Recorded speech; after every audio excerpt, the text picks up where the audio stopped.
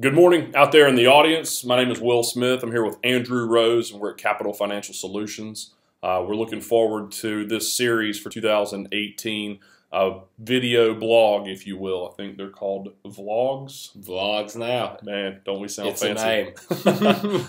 No, and hey, we're really excited to do these. We've had a lot of people request that we do, and it's a great way for you to put a face with a name, learn a little bit more about us, the firm, and really kind of how we see things shaking out. Over the next couple of months, and obviously, hopefully hitting some high points that can bring value to you and your situation. Andrew, what do you have planned for the holidays, bud? Well, my wife's a teacher, so today's her last day of teaching. So she is officially on break after today, which is going to prompt a trip out to Asheville, which we try to do once a year. So that's our Christmas gift, and then rest of the time spend it with family. How about yourself? Oh man, it sounds like a lot of fun heading to the mountains. We've got a young son who's almost 2 years old, so everybody's coming to us, which is really nice. So we're hosting my family and my wife's family at the house. Awesome. So nothing too crazy, but it's going to be nice to be around. So from a financial standpoint, ladies and gentlemen, you're probably aware 2017 was a fantastic year in the markets. Your portfolios probably reflect that based on how they're set up. Two of the major driving factors for that were strong corporate earnings and the potential for corporate tax reform.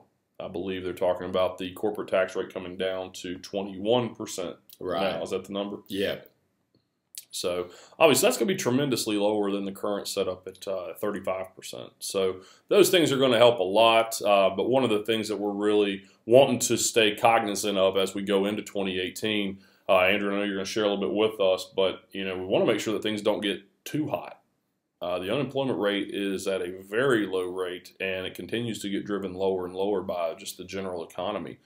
Some of the experts that we follow say that things could be overheating, maybe, with inflation. Well, what are you thinking about for 2018, man? What's one of the big items for you? Yeah, well, definitely, good data keeps coming out with the economy. We really expect the fourth quarter this year, first quarter next year to show, again, strong earnings, low unemployment, and a very low or modest inflation. Now, with that, our expectation, and a lot of the economists we listen to are expecting 3 to 4 rate hikes from the Federal Reserve next year, whereas a year ago they were expecting about 2.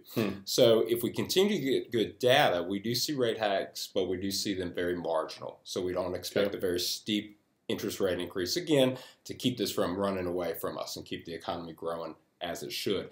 The other thing we are looking at going into 2018 is, if tax reform gets passed, which is looking very likely to do, is that going to be effective 2018, or is it going to be delayed another year like it was in the 80s when Reagan came in? So as we know, if it's delayed, there might be a little bit of a taper tantrum called a corporate tax tantrum in the market. So it's something we'll look into going into Q1.